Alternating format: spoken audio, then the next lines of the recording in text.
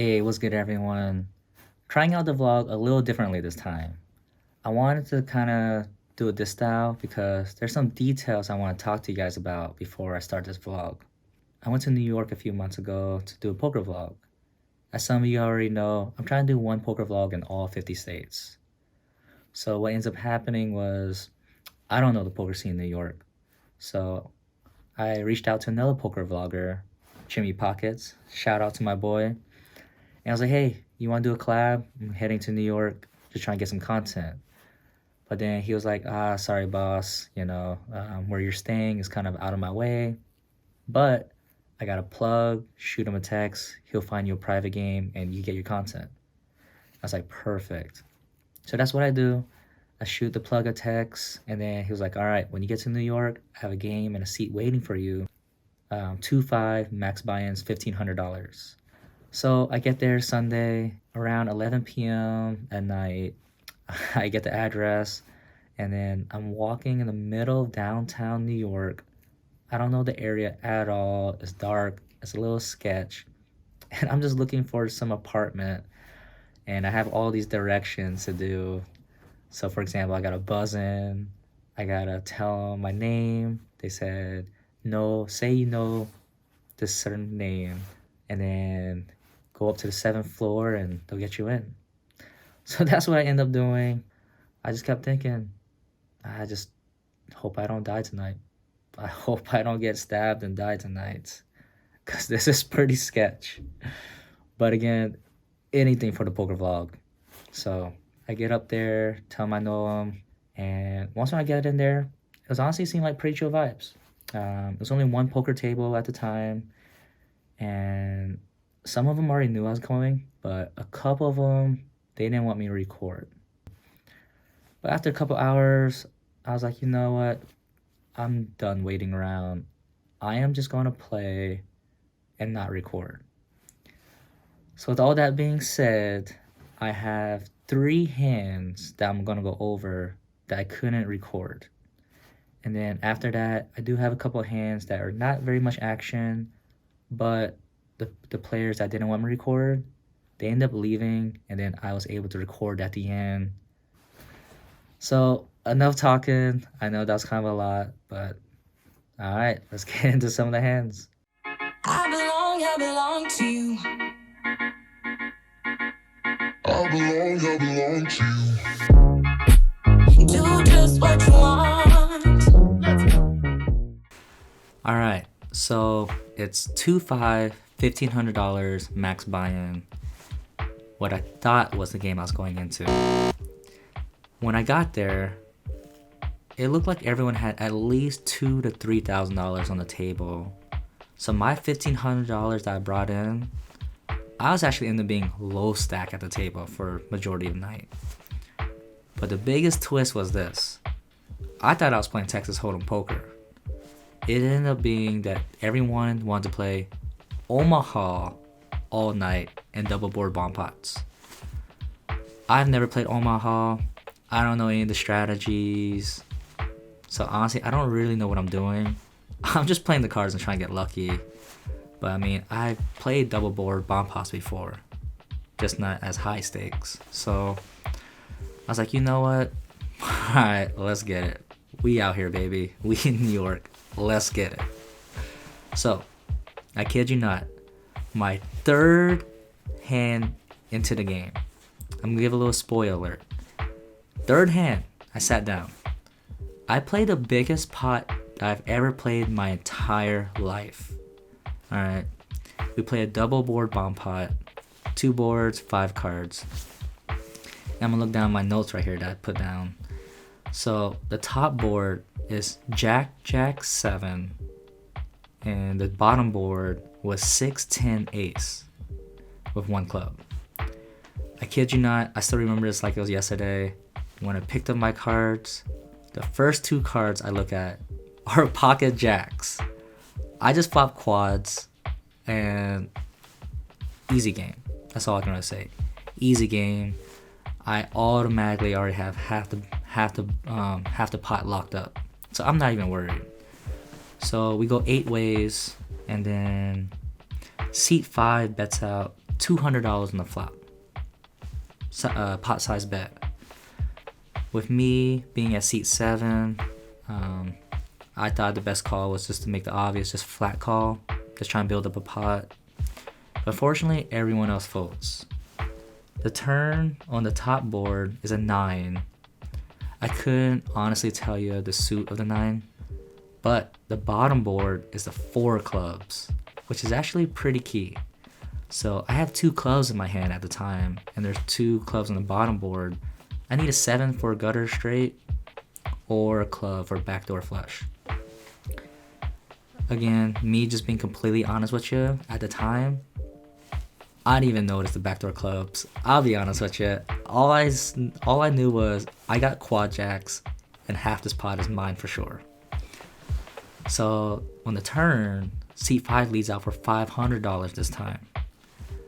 Now, I think the best play is to honestly just make the call and try to let him barrel away a third on the river. But for some reason at the time, I was trying to just take down the whole pot. And I was like, he's already pot committed. Maybe I could get him off a chop. Maybe. I just raised him all in for $800 more. He snap calls. Again, I'm not worried. The river on the top board is a king, and then the river on the bottom board is a 3 of clubs. Again, so I just hit my flush on the bottom. Again, just me being honest.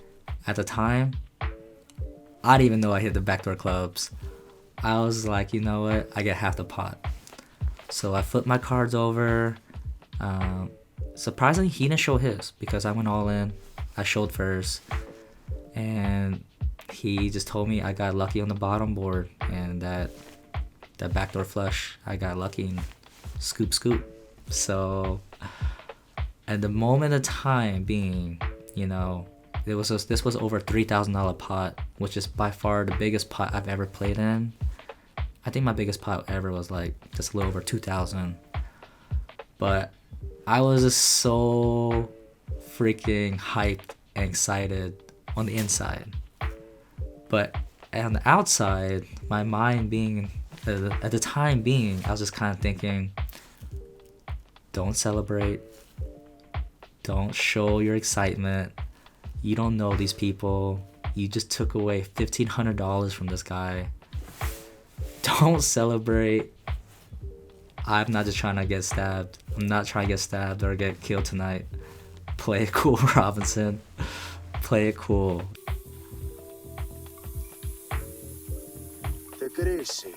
And that's exactly what I did. I played it cool. Act like I've won pots like these all the time. But so that's hand number 1. Biggest pot I've ever played my entire life. 3rd hand in. Let's get it. Alright, hand number 2. Alright, so we're playing Omaha. You get 4 cards, 1 board. And again, I've never played Omaha before. So I am literally just playing my cards and hoping to get lucky. For this hand, I get 2 black aces, a deuce of spades, and a 5 of hearts. I'm in the small blind at seat 7, and then seat 2 raised it to $25, and then seat 4, he 3-bets it to $100. Everyone else folds, and then when action gets back on me, again, I got pocket aces. I don't know any of the real strategies, and because I have the deuce of spades, I do have 1 nut flush possible draw.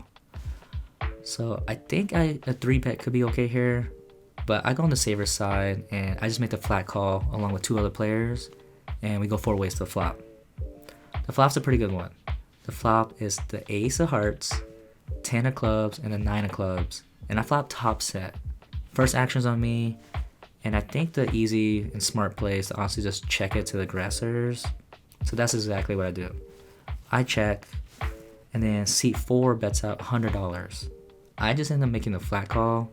With so many draws out there, I'm really just hoping for the board to fill up. Everyone else folds, and then the turn is a jack of clubs.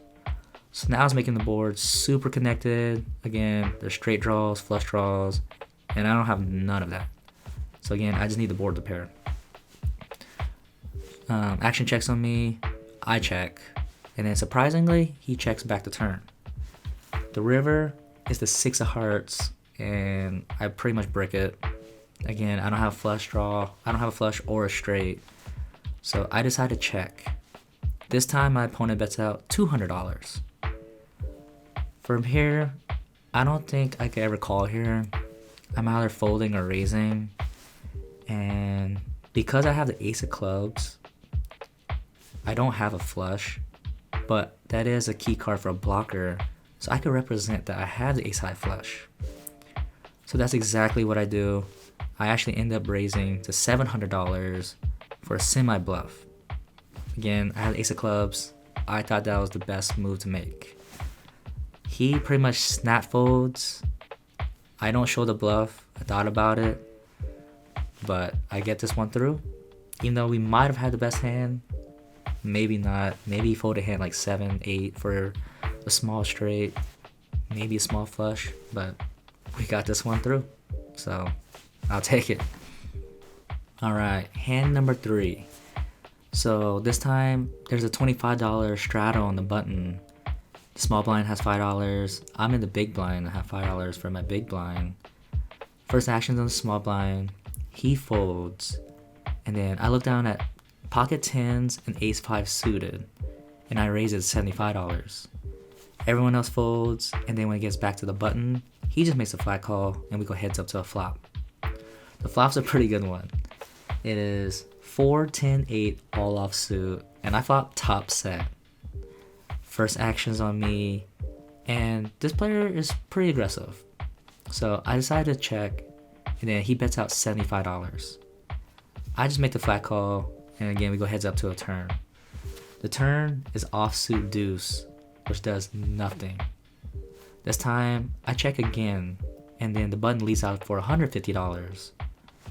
I'm raising for sure. It's just a matter of how much. And I decided to go with $550. So I raise it $550. He does think it over for a little bit, for maybe 20 seconds, but he pretty quickly makes the call. So I'm just hoping the board bolts up or just some sort of brick. And the river is almost just that. It is an offsuit king. So now the only hand I'm losing to is pocket kings. At the time, I'm trying to think what kind of hands could he have. I'm thinking he has pocket 8s, maybe pocket 4s, maybe we flop set on set action. Maybe he was on sort of draw like 9 jack, 7 9, right? But I ended up leading out for $500, and this player doesn't think too long about it. He makes a pretty quick call. I show my hand, pocket 10s, set of 10s, right? And we're good. And my opponent doesn't show. So he mucks, and I felt a little bit animosity just because, again, this is a pretty good pot I took from that I won, and it just felt a little awkward because of the same exact player I took $1,500 from the beginning of the session to. So same thing, right? I win a big pot, and I just told myself, cool, calm, and collected. Stay cool, calm, and collected. Don't act hype. Don't talk shit. Don't celebrate. Straight poker face. Act like I've been here and done it before. Just don't get stabbed. Just don't get stabbed. That's all I'm trying to think tonight. Don't get stabbed. Don't get robbed. But that sums up the 3 biggest hands of the night. Again, it was kind of unfortunate I couldn't actually get on full content, but I took as many notes as I could. This was the best as I could get it for you guys, and alright, let's get to the last hand or two and call it a session. Alright, now that the 2 players that didn't want me to record are gone, I was finally able to pull out my phone and record some content towards the end of the night. There's a $5, $5, $10, $25 straddle. Action, baby. I didn't look down at my hand, and I got pocket aces and the jack of clubs and the 3 of clubs. I should be raising here, but because my ace wasn't suited, I just make the flat call along with 3 other players, and we go 4 ways to a flop. The flop's a pretty good one. the deuce of spades, 3 hearts, and the jack of diamonds, and I flop top 2 pair. When action checks to me, I decide to check, and action checks all around. The turn is the 8 of diamonds, and now when action checks to me, I bet out $30. 2 players make the call, and we go 3 ways to a river. The river is the ace of clubs, now giving me top set, but it does bring in a 4-5 for a straight. When action checks to me, I bet $50, and then the player to my left snap raises it to $150. One other player folds, and when action gets back to me, this should be an easy call, as I should never really raise here, as only 4-5 is only calling me. But for whatever reason, I don't know why, I just didn't think this person was bluffing. So I ended up making the fold. Pretty bad fold, I know. Tight fold. And my opponent actually shows his hand and shows pocket 8s for middle set. And he got the best hand to fold, so good raise by him. And again, I've never played Omaha poker before. I just felt like he had it.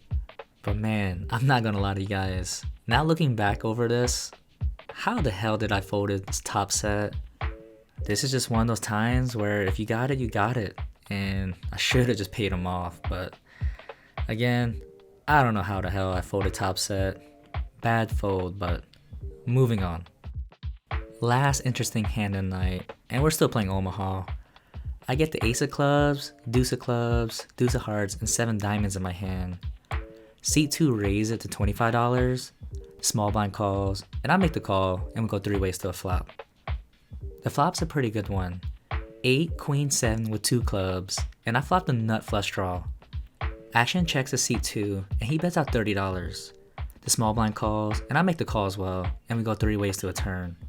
The turn is the 5 of clubs, now giving me the nut flush. When action checks to me, I decide to check to seat 2, hoping he bets out again. But unfortunately, action checks through. The river is not the best. The 7 of hearts now pairing the board, and now there's a potential full house.